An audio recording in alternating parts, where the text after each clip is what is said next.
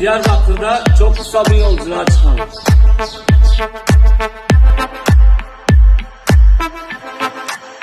Got the club going hard on a Tuesday. Got your girl in the curtain shake Tuesday. Club going hard on a Tuesday. Got your girl in the curtain shake Tuesday. Club going hard on a Tuesday.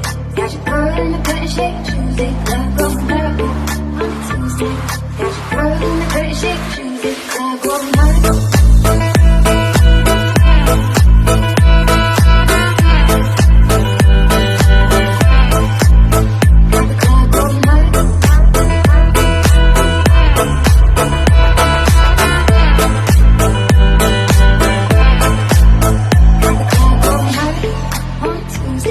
Got your girl in the curtain shake Tuesday. Club going hard on a Tuesday. Got your girl in the curtain shake Tuesday. Club going hard on a Tuesday. Got your girl in the curtain shake Tuesday. Club going hard on a Tuesday. Got your girl in the curtain shake Tuesday.